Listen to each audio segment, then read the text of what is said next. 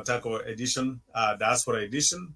It's a beautiful morning for some of us. For some of us, it's actually beautiful evening. Na wengine kama my dear friend ambassador, yeye ni mchana already, siku imeenda nusu. Yeah, it's amazing. We live in a very perspective world.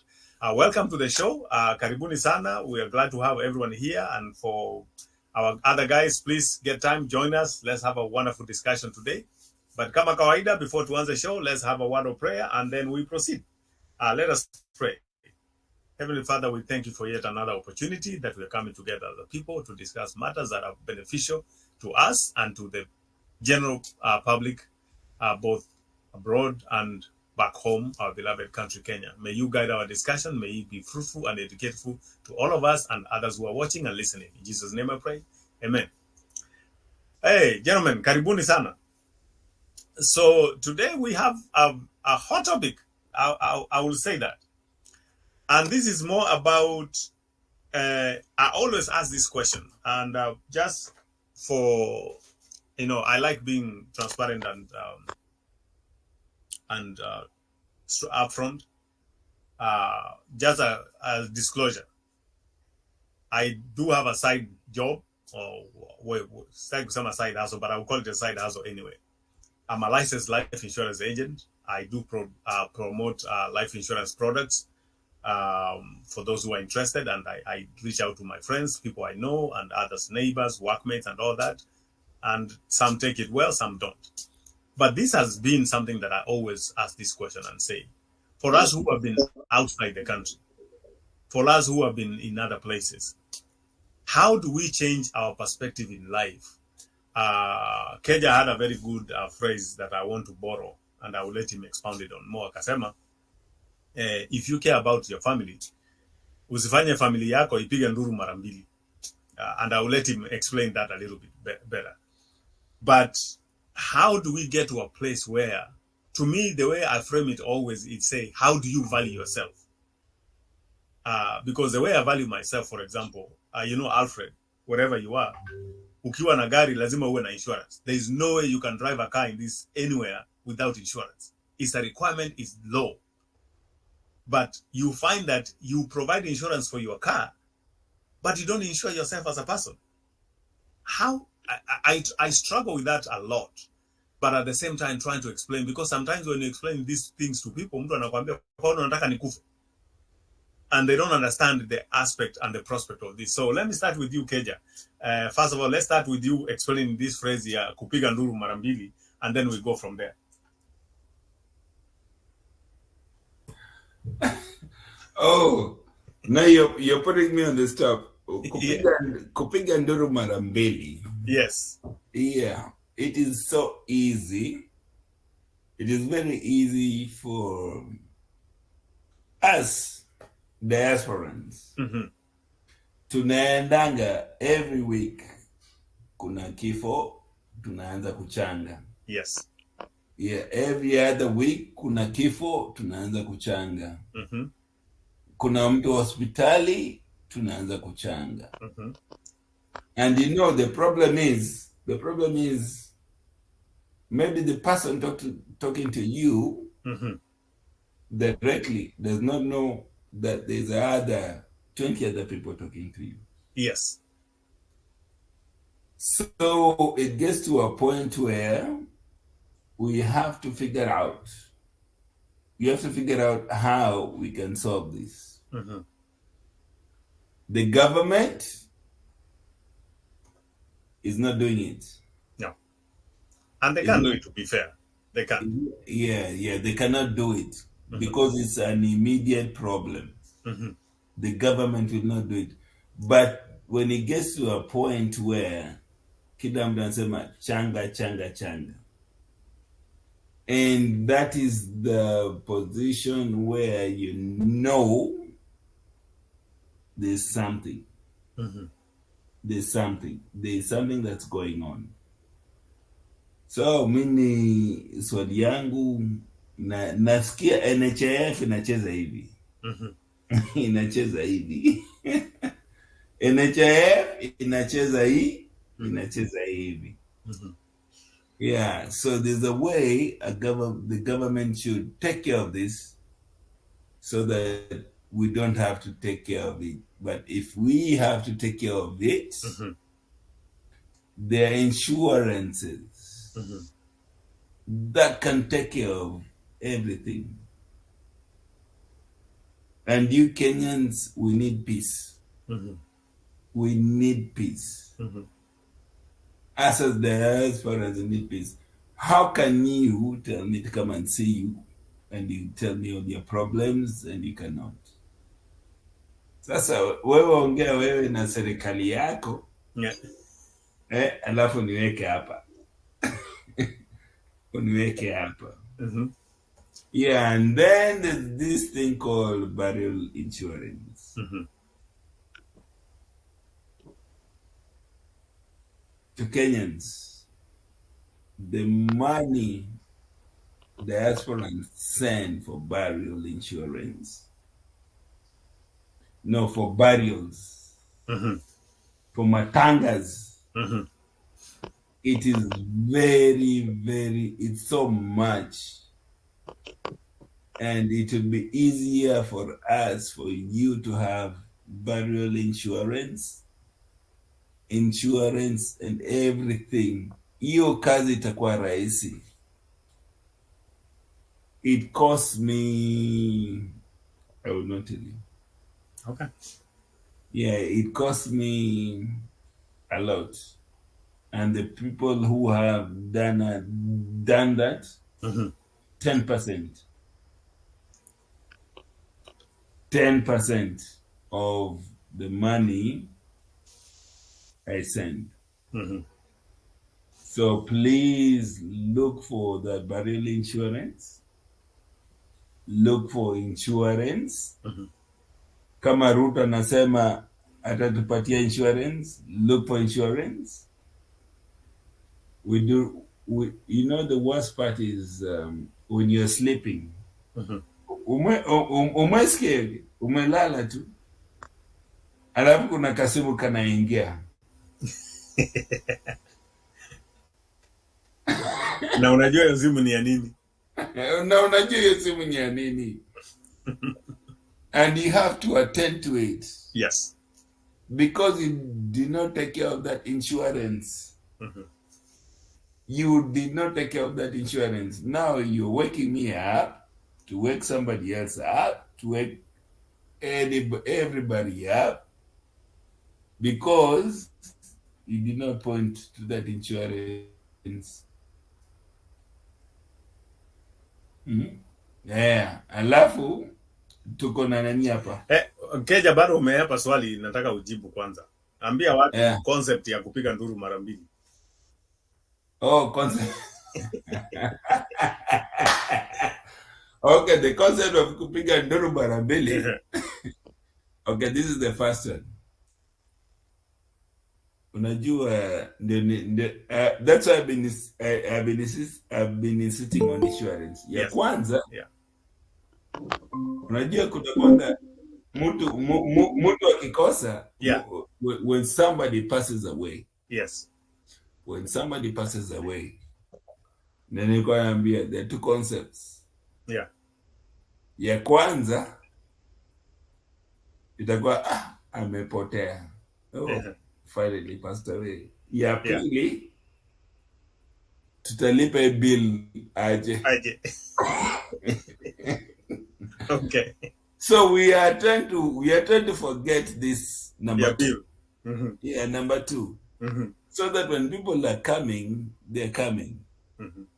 And you people have to, it's a higher point now. Yes, Mr. Ruto is doing whatever he's doing, but there are concepts outside there, and I'm talking to diasporans, by the way. Mm-hmm. I'm talking diasporans. Wa Kenya ndio, but diasporans, mm-hmm. we need to organize ourselves. Hii maneno ya you cry twice. Yes. Somebody has passed away, Now you have to cry in how to organize, how to bury the person. Mm-hmm. Yes, you have to organize yourselves like diasporans. And please, you people are very smart. Munaanza kutembea kama politicians, diasporans, especially diasporans. Yes. You guys are running around like politicians right now. Yeah, mnakuja mnapiga kelele, oh, politician has not done this, has not done this. Have you done it yourself? Mm-hmm. Have you done it yourself? Have you checked out yourself? Okay. Have you looked at it? Yeah, it's about time because there's so many things, and uh, just just to extend it. Okay. All right. Alfred, let me come to you. No, hold on. Okay. Just to extend it, Yes. we have this habit of sending people home. Mm-hmm. Uh-huh. Mm, Mm-hmm. I don't understand. I don't understand why. Yep. I don't understand why. Yep. Yeah. Mm-hmm. I will leave it there. Okay. Okay. I got you. I understand. Bwana Alfred, karibu sana. Asante sana chairman. Yeah. Hapa tuko salama. Mm-hmm. Kajua kanagonga kugonga. Yeah. Today I think tunagonga 44 degrees. Oof. Very hot. Yeah. Naoma sana but tunashukuru Mungu juu at least hata kwa hii jua. Mm-hmm. Naona watu wa Canada wako Kaka kitu kwa hiki tunaingiza. Yeah.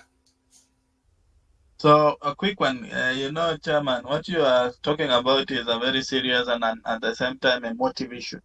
Yes. Also on this the African culture where we still believe that we are not meant to talk about the future and more so the future in terms of death. Yeah. Yes. The future in terms of eventualities. We believe that we have to be okay all through. Mm-hmm. But unfortunately, it is these things are bound to happen. Yeah. And when things are bound to happen, there should be measures that and precautions that needs to be taken before things happening. Yes. The reason why there are hospitals is that they believe that at some point in time people will be sick and they'll have to go to hospital. The reason why there are doctors, the reason why there is nurses is that we believe that eventually someone will not be feeling well and you will have to go and see them. Mm-hmm. Unfortunately, is when we talk about death, and I remember long before, about 10 years ago, we'll go about mortuary. I remember there was a very senior politician who kwetu alikuwa anaongelea about a mortuary yenye ilikuwa kwetu. They were demeaning him and saying, look, about what is he saying? We have issues about agriculture, we have issues about roads. Why is he talking about mortuary? Mortuary, yes. And unfortunately, unajua kitambo before tukuwa na hizi radio ya vernacular, tulikuwa tukisikia KBC wanatangaza tu vifo ya watu wenye wako mbali. Vifo za watu unasikia ni Kakamega, unasikia ni wapi, yeah. But haikuwa hapa nyumbani. Mm-hmm. But those things were happening, but we were not having the channel to send our condolences and things through radio and TV. Yeah. In terms of this, we need to be prepared. We need to be proactive in this thing. Like you said earlier, we've been privileged to be in positions that we can work, in positions that we can be able to pay for our own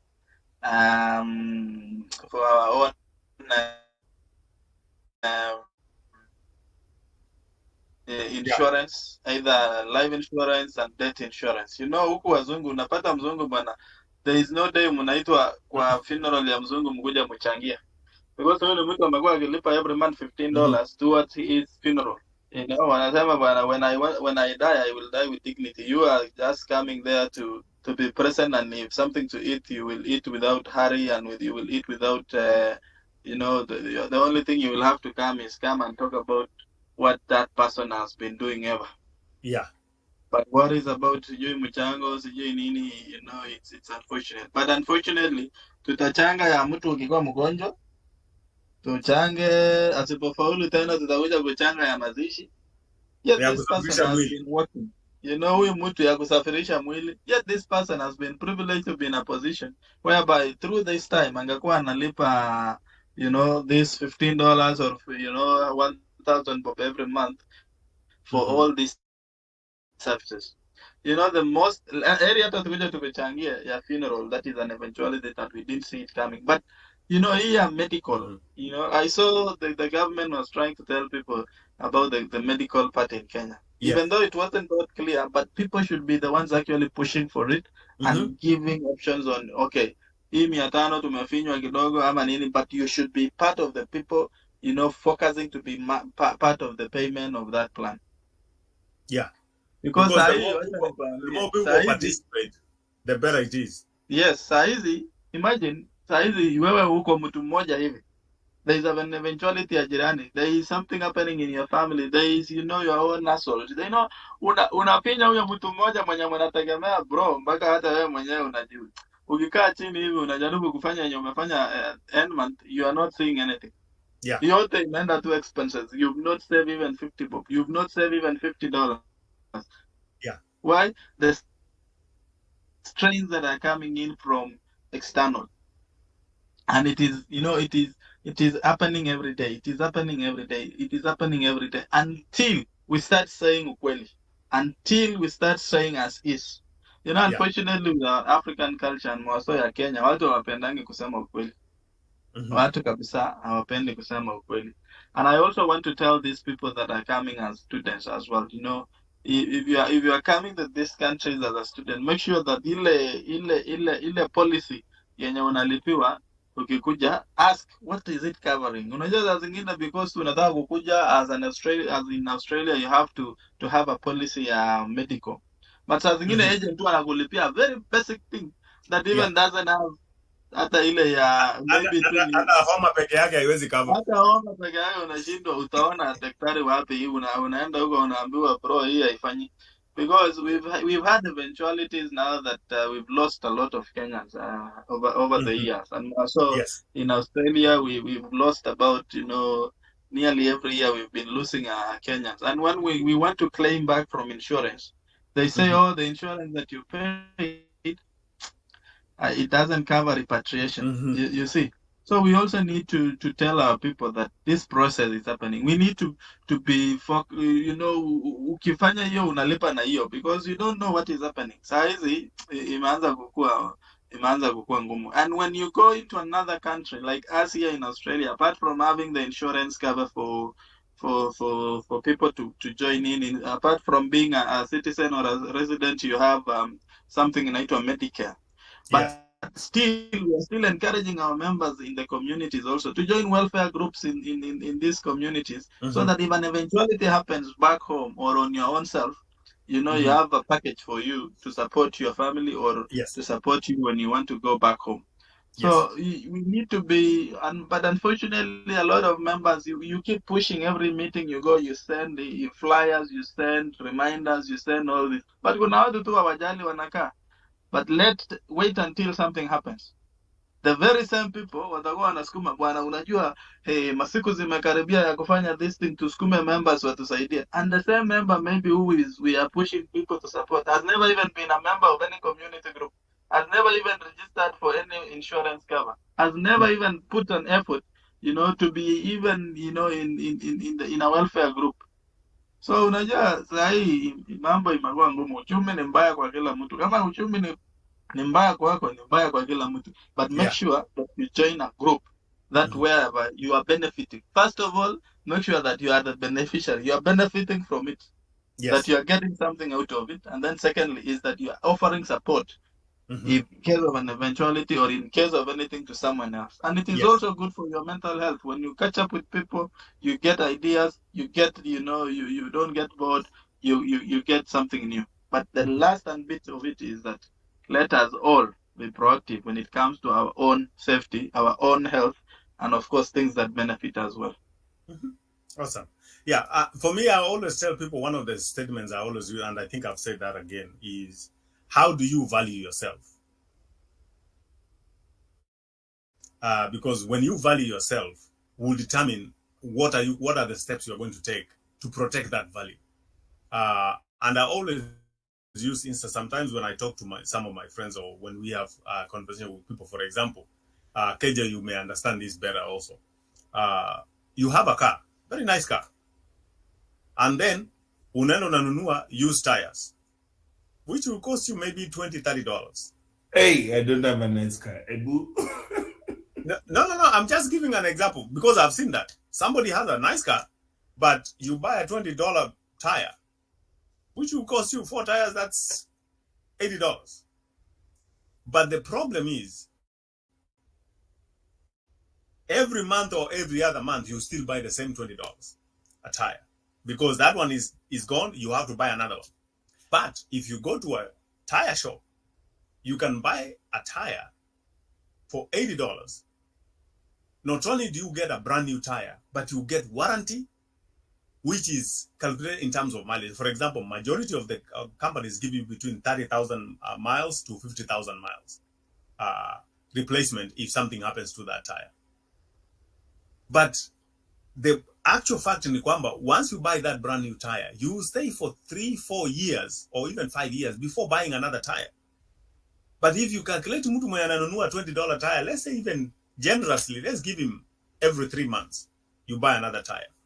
At the end of the year, utakuwa umespend more money than mtu mwenye alispend a lot of money upfront, but they are covered for a longer period of time. So sometimes it's looking at the expense and the actual cost of what you're doing. And to me, I reverse that also to our own personal lives and how we plan ourselves. So I ask myself, I say, hey, I'm working, I'm making good money, I can survive with my family, I support my family. But suppose something happens to me, then what happens to my family? Because that paycheck is gone. Then what happens? Which goes back to your concept of kupiga nduru mara mbili. Because sasa wanasema ameenda, chakula itatoka wapi next time? What do we do? But if you have that protection, then if you have that insurance policy, then your family gets that paycheck. It will push them for several months or even a year, give them enough time to grieve, reorganize themselves, and find other ways to survive. So instead mtu anafika mahali anaanza kusema kitu ya kwanza nitauza ni gari, anauza gari at a loss because they want money, they have to eat, they have to survive. Next thing, kashamba ulikuwa naye mahali lazima itauzwa so that people survive. But if we plan ourselves accordingly and value ourselves, then will be a better option. And the other option I like is what Alfred has said. Join welfare groups. Support them. Understand them. Know what they provide. Know what are the benefits you're going to get from it. And if you're in a community, join, support, participate, because these things are going to happen either to you, your family member, your relative, your child, your spouse. It will happen. The only thing is you don't know when. Maybe a week, a month, 5 years, 10 years, 20 years. You don't know. But at least you know at the end of the day, you have something you can always fall back to, or your family can fall back to. To me, those are some of the very essential and most important things that we actually need to consider. So, Keja, I saw you saying something. I don't know what else you want to contribute. No, there's one thing. There's one thing you all consider. Yes. Every diaspora wanga nachanga pesa. Yes. We have to figure out hiyo kuchanga pesa inaenda wapi? Is it all going for burials or going for making money? And that is why I told you, and we talked about it. That's why I told you, we need the diaspora fund. We need a diaspora fund in Kenya. So that instead of the government going, wanasema tuko na mabilioni, Hey, mpaka president ameenda ameomba. Yeah.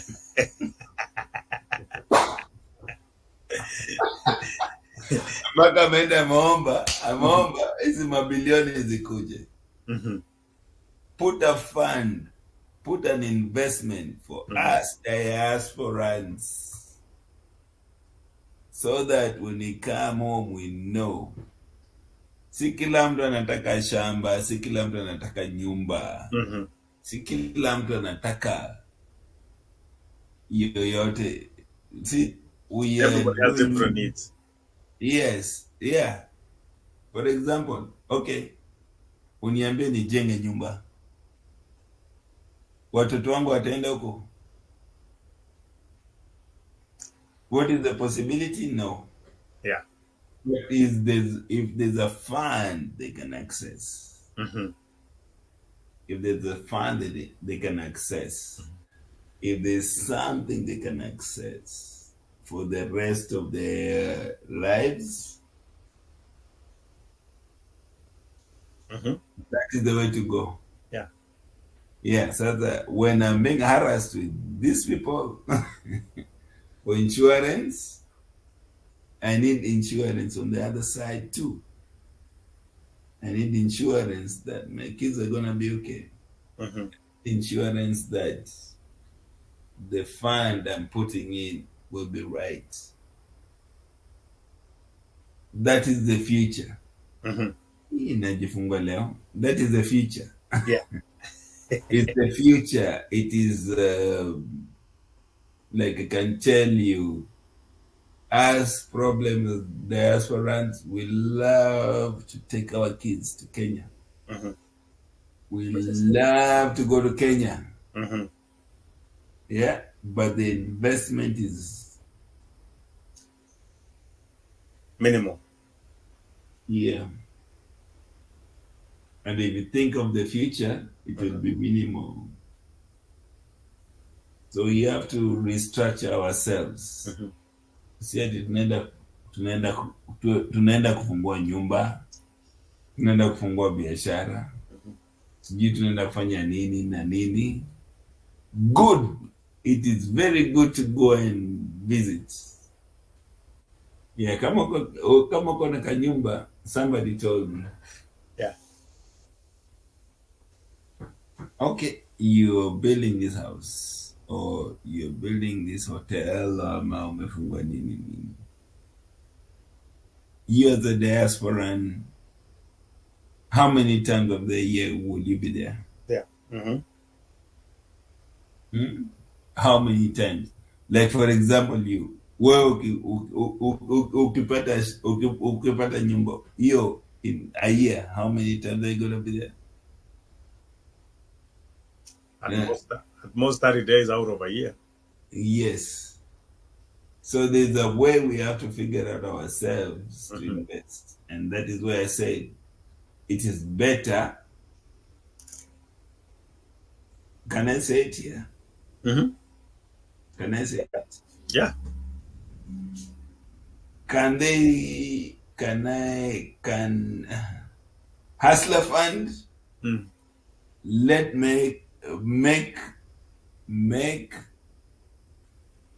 us to invest in it, so that the Mama Mboga can get into it, so that we can benefit out of it,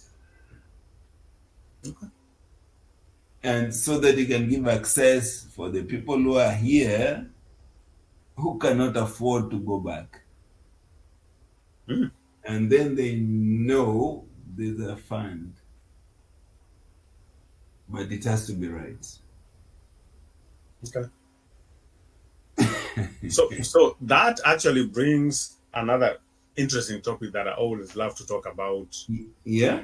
What I call building generational wealth. Yep. And how to protect what you have already built. For example, some of the concepts that I talk about is, for example, in the US, we talk about trust. Creating a trust for your family, for your kids, or for the people you live. Because anything you own, if you don't have a trust, when you pass on, Yeah. when it goes through probate, Mm-hmm. it has to be taxed. Mm-hmm. But there is a way you can walk around that, and that the way is creating a trust where all your money laid for your retirement fund, social security, any investments you have done, any property you have, if you put it in a trust, when you pass on, everything is protected by the trust. Therefore, your family actually get it 100%. They don't lose anything. And also at the same time, you protect them. For example, if they're young kids, you actually protect them so that that trust protects the assets and the properties or the funds that you have until they reach the age where they are adults, they can access that money and it will be of use for them. And there are systems and processes in place that can protect that.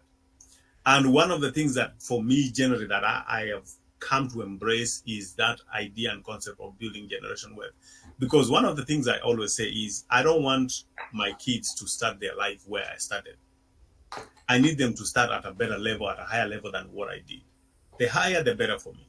And one of the ways I can do that is to ensure whatever I have invested or whatever modes of investment, for example, retirement funds that I have, I protect that money when I pass on.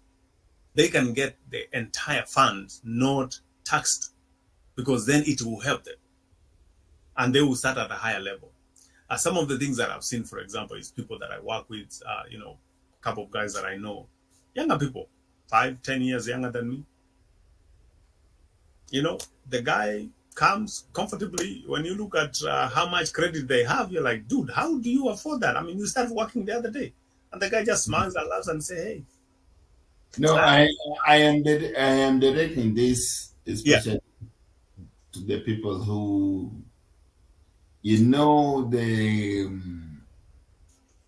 eager, the strength, the eager of late that I've been listening to is like, nunua shamba, nunua shamba, nunua shamba, nunua shamba, nunua shamba, nunua shamba. But there is the stock market, of which now one of these days I think I'll tell him to come and talk to everybody. Nunua shamba. So when, for example, you go home, you have access to home. Yes. Yeah, as a diasporan, you have access, you go come. But there's some people who are struggling, but they want to invest. Utanunua shamba, utaenda utaangalia, utafanya hivi, utagongwa. Part of life. Alafu unarudi US na unanyamaza, alafu 6 months niligongwa. Yeah, but there are some other people who we have to figure out a way of, instead of sending pesa ya matanga na uliniambia uko hizo magroups. Magroups zinafanya nini? Zinafunguliwa kufanya nini? Kutuma pesa. Lakini hiyo pesa unatuma, it does not. And then you have like 10 other groups. Yes. That needs the hospitali, sijui nini. Kusaidia watoto shule. Kusaidia shule, sijui nini. So instead of doing that, we have to figure out a fund of where we can invest. So that we are not being harassed. Uko na matanga ngapi by the way? Saizi. I just finished 3. I have 2 coming, 2 ongoing right now. 2 oncoming, yes. I think I have 10. I have 10 matangas. On average, at least per week, I have 2 to 3. Oh, yeah. Mheshimiwa amerudi. So Alfred, let me ask you this: Australia, what do you guys have places or systems in place where people can do savings, where people can, whatever you build, whatever retirement funds you have, that can be created as a wealth for your future, for your families, for your kids, and when they grow up, they have something they can rely on and build from there. Yeah, network yangu iko sawa hapa. Iko sawa. Yes, so here we don't have measures that we are saving for the future, but currently we are still working on the welfare kitty for the Kenyan community. That we have a Kenyan community here. We have a welfare kitty. We also have a welfare kitty for the specific small communities. Apart from being the Kenyan community, we have the Kitwe community. So we have also a welfare kitty for that. Yes. And also we have a group of investment in Aitwa Kadi Sacco. So the Kadi Sacco now is for investment for you to invest in shares. So that is purely for Kenyans. And above all those now, if you are an Australian citizen or a resident,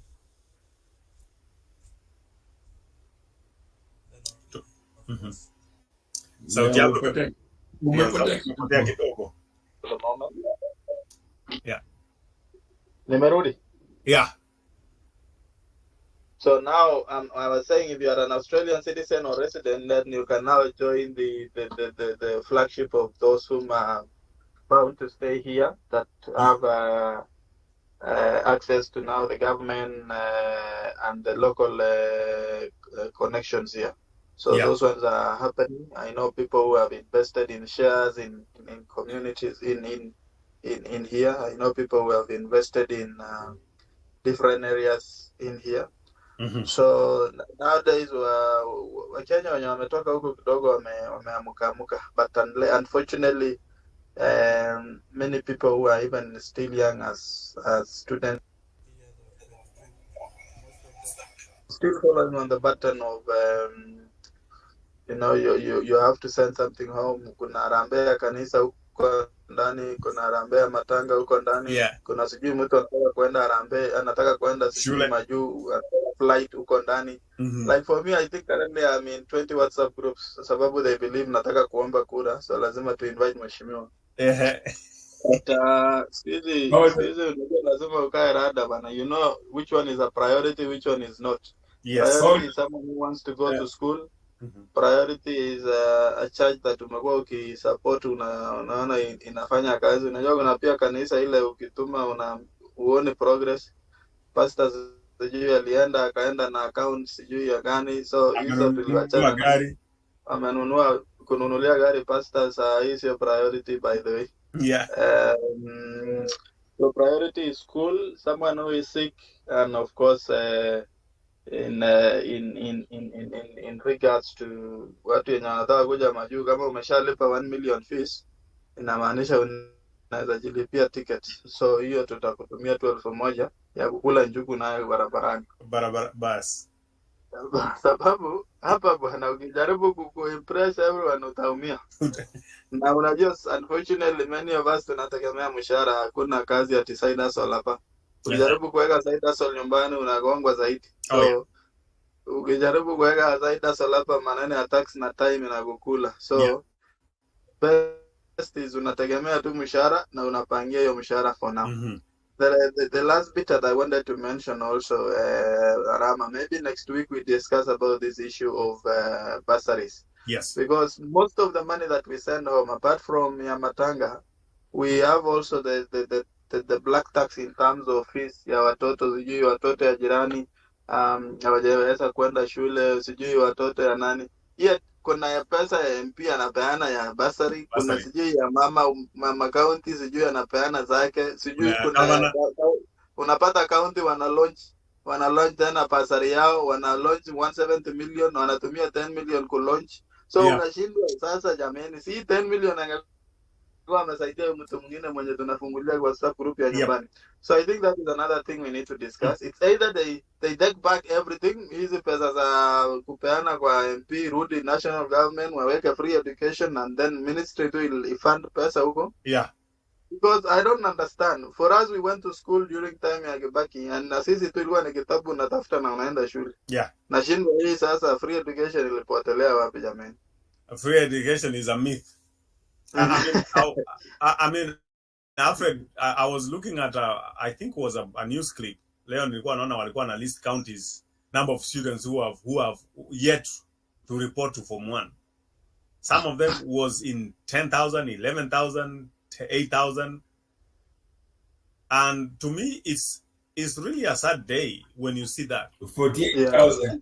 48,000 to be exact. Yeah. Yeah. That's a lot of people.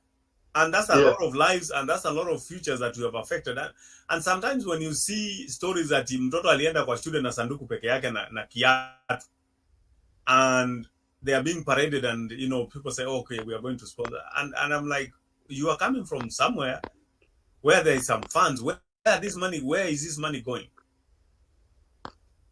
But the problem is either hatutaki kuuliza maswali, or ukiuliza maswali, unfortunately for me, constitution where I grew up, where I come from, I saw a news article the other day. Somebody sent me a video clip where some young men walienda kuuliza MP maswali, wakashikwa wakakuwa hanged upside down and they were beaten, alafu baadaye wanapewa chakula, wanaambiwa kula hii na hii story imeishia hapo, enda nyumbani, just because they had asked a question about some funding, some project which was supposed to be done, it was never done.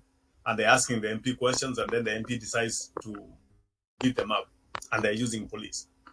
So these are some of the things to me that really are disturbing. We are going to start asking those questions. That's why we have to tackle them. Yes, absolutely.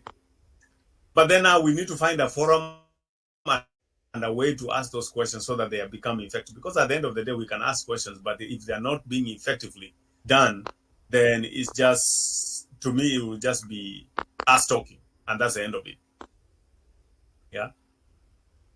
I don't know. What do you guys see? Because I think, I don't know if you guys saw, there's a series Nation TV is doing about state of the government and broken promises, something like that.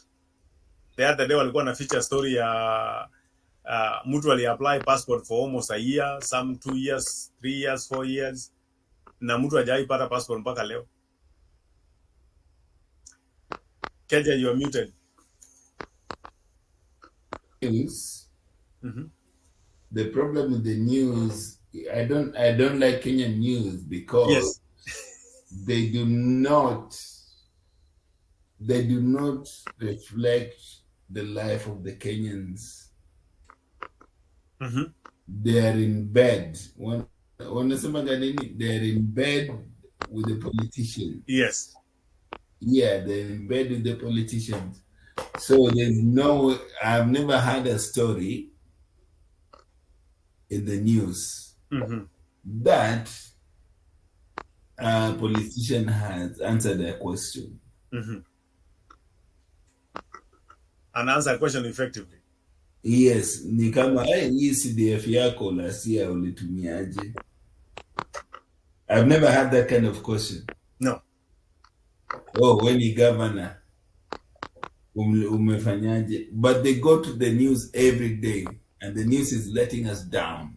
The news is letting us down so much because there's no progress. So if the news is in bed,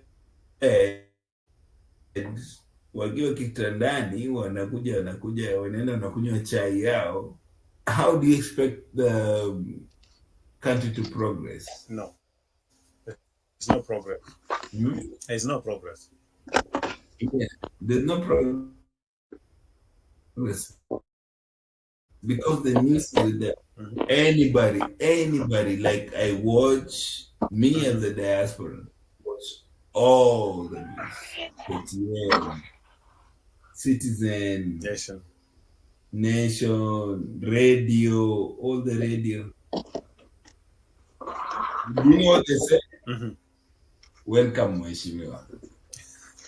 And that title is actually only supposed to be used in Parliament. Outside Parliament, they're Mr. and Mrs. That's it. Unless you have a professional title, then I'll call you Doctor, Professor, or anything like that. Yes. Once you umetoka Parliament, your title ya Mheshimiwa stops right there. Yes. So then, welcome. When you hear welcome, Mheshimiwa, that's it.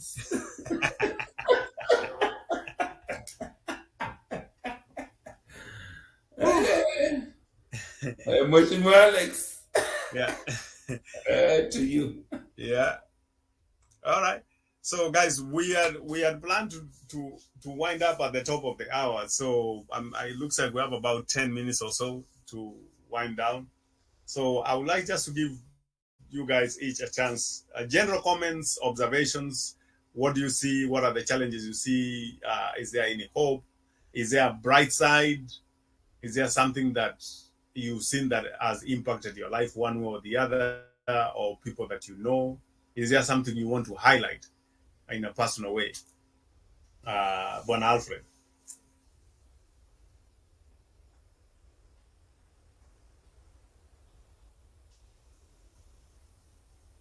Okay. Nakana Alfred ameingia mahali network imempiga chenga kidogo. Keja?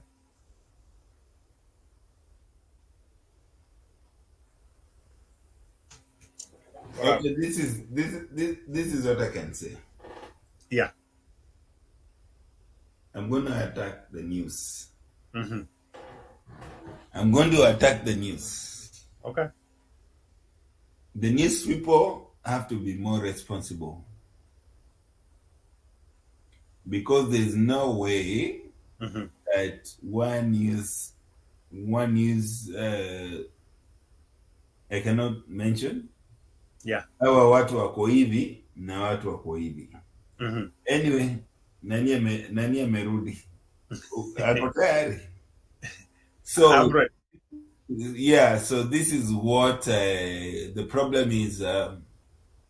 Diasporans consume that news. And you know the words na nilikwambia nini? Our mistake. Our mistake is you can blame. You can go and see, okay, these people are here and you're wondering why they cannot do that. But we have the same problem. Us as diasporans, we have the same problem. Yeah. Yeah? Tunakuja tunajiona tumefika, unaenda kazi unarudi. Alafu nini? Unaangalia simu. Unasema, hiyo naweza. Unasema, hiyo naweza. Hiyo naweza. Sasa inaanza kukufinya, unasema, our politicians are bad. And the other side is, as the news people, most people consume Kenyan news from the news. So if the news people do not challenge them enough, we'll accept what they say. Yeah. We'll accept what they say. Unless you're smart enough to organize. Yeah. To think it's like, this is not the news you're getting.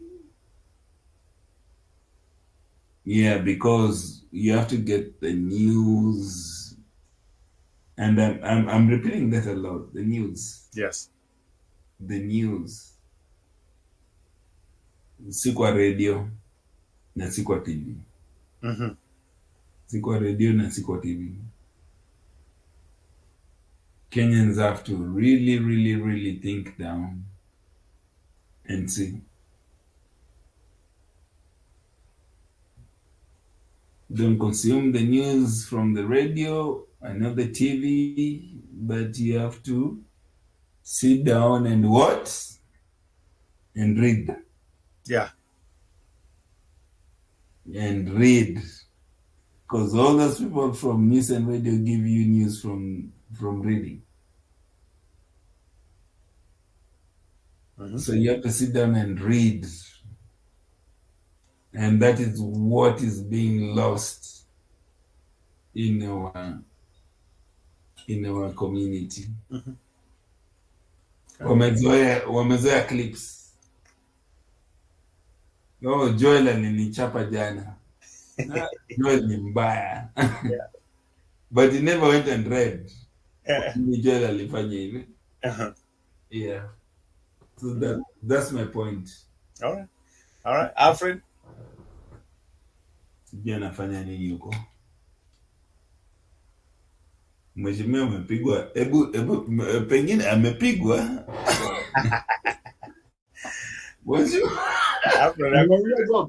Umeingia job. Aya, 2 minutes. Give us a quick summary. What do you want to highlight? No, we just want to wish that we hope that Kenyans who are in diaspora we should be on the forefront. Tunalipia wazazi na wala watu wa nyumbani tunawasukuma wafanye hizo vitu za kufanya kulipia hizo maneno huko nyumbani. Na pia one thing that we need to mention is that saa zingine unajua we didn't mention that NHIF saa hii watu hawana naye tena ile inaitwa imani naye, sababu you go even to a very local hospital hapo wanasema they don't take it, na wanashindwa ni serikali na serikali, but wanasema sisi hatu accept NHIF. Lipa kwanza sijui nini. So that is another thing that is discouraging people. As much as hao waheshimiwa wanakuja kutusukuma huko nyumbani kutuambia housing levy, watuambia pia maneno ya afya yetu, watuambie mbona mahospitali zingine hawachukui NHIF and then kuna specific wanachukua. Also if you go to counties like the county of Nandi, ukienda na hiyo policy yao kama hiyo ni staff, nearly every hospital sahi in Eldoret and except one wanachukua. So hatujui ni shida ni county ya remit ama kuna broker anakula in between hapa. That's why wanakusukuma tu uende one certain hospital. So that is another unfortunate incident that is happening. We need to be also highlighting that, because mpaka bwana very senior person in the county anakuambia Alfred tunaumia ututete. Anaona mtu mwenye ungetegemea. So unaona there is a problem in there. So those are the other issues that people are not feeling 100% when it comes to also accepting their money to be remitted, because unalipa lakini ukitaka kutibiwa bado unatoa kwa mfuko yako. So those are the issues. If it was like this area whereby ukikuwa mgonjwa na uko na kadi unatibiwa pesa baadaye, it is different. But Kenya pesa kwanza. You know. So that is what I wish to say, that let us make sure that the NHIF is functioning. Let us also make sure that in our respective areas of work, the policies that we take through work are actually working. Wow, awesome, guys. Thank you so much. It's been a lovely discussion for the short period of time we had. I'm really encouraged, first of all, just to highlight on issues that we need to change some concepts in our community. We need to change some concepts in what we believe in what we look at. And I think we're asking ourselves with Keja in the beginning before we started the show, in matters about insurance and writing wills and all that. Our forefathers used to allocate land and stuff like that to our parents, our grandparents before they died. So why don't we adopt the same thing but the changes to our current life? The thing for me that I also wanted to highlight, Keja, I actually agree with you about the media. Even for me personally, I get very disappointed. Even the newsprint, some of the headlines actually don't make sense. And you're like, why is this important? Why are you highlighting something that really doesn't add any value to our life other than just sensationalizing stuff that will not make a difference in people's lives? People are struggling, people are having challenges. Why don't you highlight things that are actually going to make an impact in people's lives? When somebody does something good, let's highlight it and make it known and find out how did you do it. Can other people duplicate the same? Instead of, like Keja, you said, inviting these quote-unquote waheshimiwa just to throw at each other jabs here and there, compete who can speak in the most eloquent English and all that stuff. but at the end of the day, nothing substantial is communicated to the people. Those are some of the challenges we face, and I wish that culture and that concept can be changed.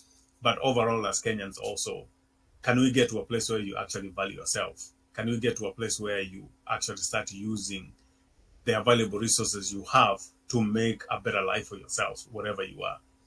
I'm not saying it's easy. I'm not saying it's simple, but you can always make an effort. I like one of the things that Gerald has published several times, and Asema, as long as you're moving, as long as you move from one point to another, as long as you're making that effort, something eventually will break through for you.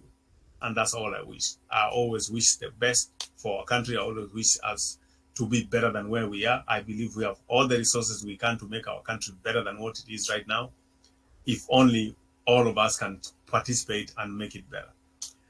Thank you so much for giving us time. Thank you so much for listening and watching. Thank you so much, my friend at the studio, for providing the platform and always being there on time and always being there to make sure that everything runs smoothly. We appreciate you so much. For my dear other participants and panelists who haven't joined us today, I'm looking forward to see you next week or other times. Please come so that we can always have a robust exchange of ideas and other issues that we can address and discuss. And hopefully we can always move the needle 1 point. If at the end of the day we reach even one person or two people, to me, I'll consider that a great thing.